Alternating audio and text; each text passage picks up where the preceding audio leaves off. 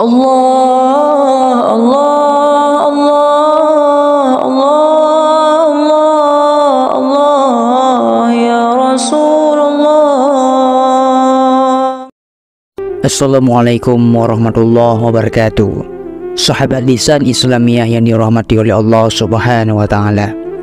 Pada kesempatan kali ini saya akan membahas ataupun saya akan menceritakan sebuah kisah yang berjudul kisah tentang Khalid bin Walid. Bagaimanakah kisahnya ataupun penjelasannya? Mari kita simak biar tidak penasaran. Nama lengkapnya adalah Khalid bin Walid bin Mughirah bin Abdullah bin Umar bin Makhzum al-Qurashi.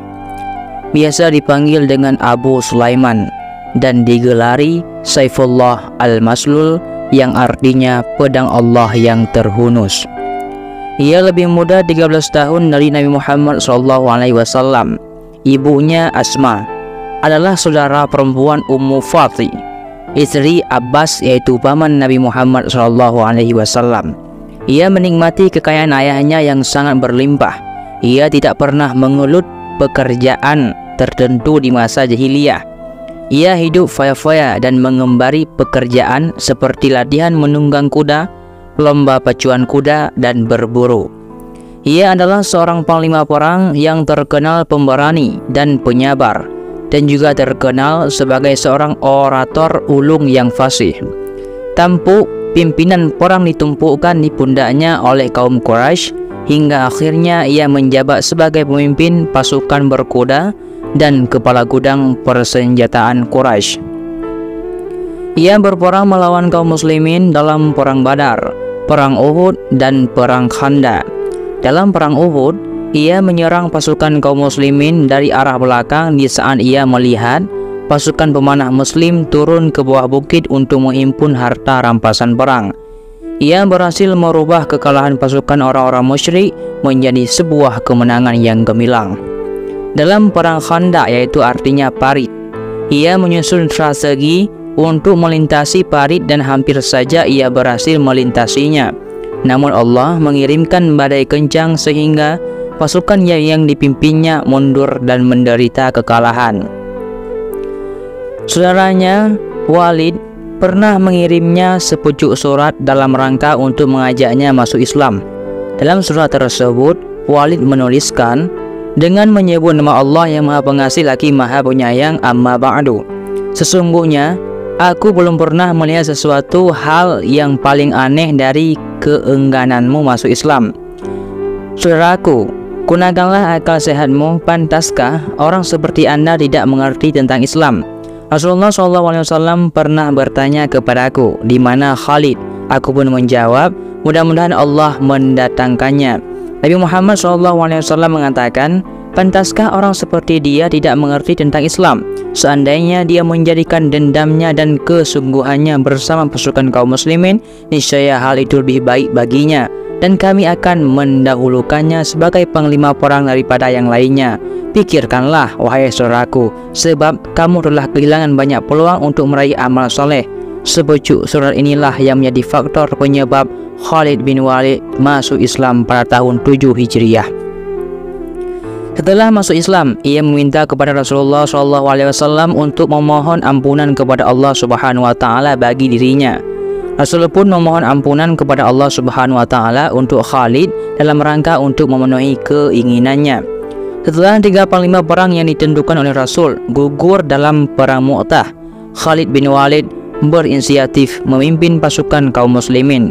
Ia merubah strategi perang secara total. Pasukan Romawi mengira bahwa kemenangan akan mereka raih setelah melihat perbedaan kostum perang pasukan kaum muslimin.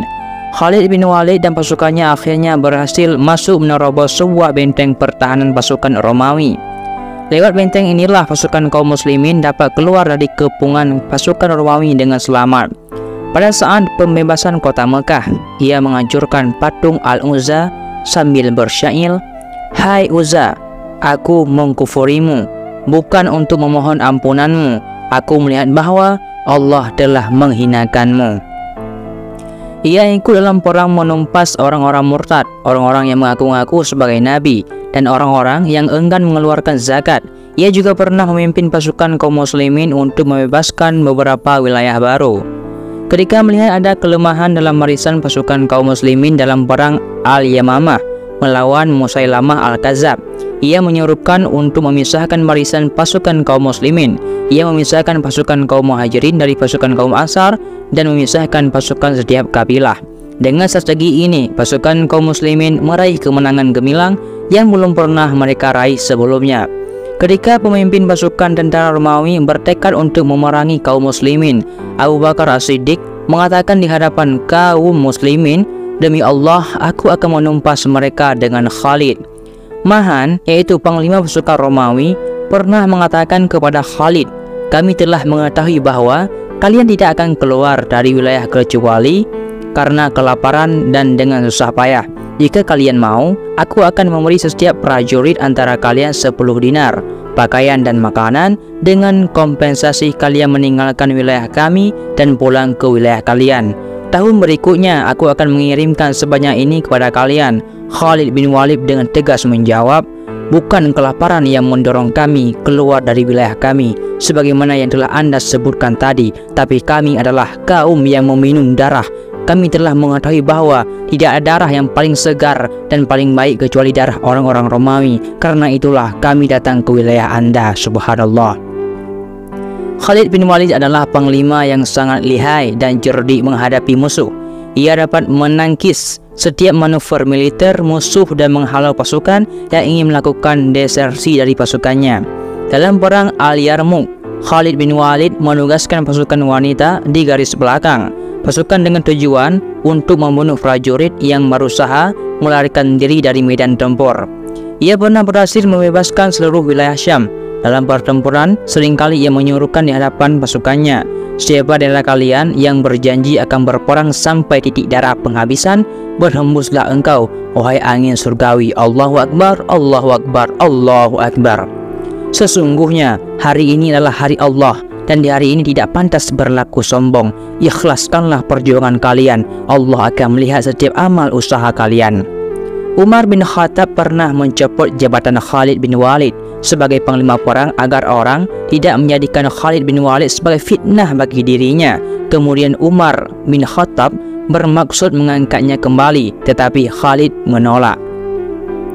Tentang Khalid, Abu Bakar pernah berkata, "Kaum perempuan lemah untuk melahirkan orang seperti Khalid." Al-Hafidh bin Katsir pernah mensifati Khalid bin Walid sebagai orang yang tidak pernah tidur dan tidak membiarkan seorang pun di antara pasukannya yang tertidur. Ia pernah mengatakan, "Tiada malam yang dihadiahkan kepadaku seorang pengantin wanita atau dikabari berita kelahiran seorang putraku lebih aku sukai dari malam yang sangat dingin dalam sebuah misi perang dan pagi harinya aku menyerbu pasukan musuh." Ketika akan meninggal, ia mengatakan, "Aku telah menyaksikan sekian banyak serdadu, aku telah menghadapi sekian banyak serdadu, dan di tubuhku tidak ada tempat melainkan di sana ada bekas tikaman, pedang, tombak, dan anak panah. Dan inilah aku, Khalid bin Walid, yang akan mati di atas pembaringanku sebagaimana matinya seekor onta." Ia meriwayatkan 18 hadis dari Nabi Muhammad SAW. Di antaranya adalah Nabi Muhammad SAW bersabda, "Sesungguhnya orang yang paling pedih siksanya pada hari kiamat kelak adalah orang yang paling pedih siksanya kepada manusia di dunia." Hadis riwayat Ahmad. Lalu Khalid bin Walid meninggal dunia di Hims atau di Madinah tahun 21 Hijriah. Di era modern sekarang ini, strategi perang Khalid bin Walid masih dipelajari di berbagai universitas di Jerman dan juga di Inggris. Tadi hanya inilah yang dapat saya sampaikan. Mudah-mudahan bermanfaat bagi kalian semuanya dan juga menambah ilmunya. Saya akhiri, wallahu a'lam bishawab. Assalamualaikum warahmatullahi wabarakatuh. Allah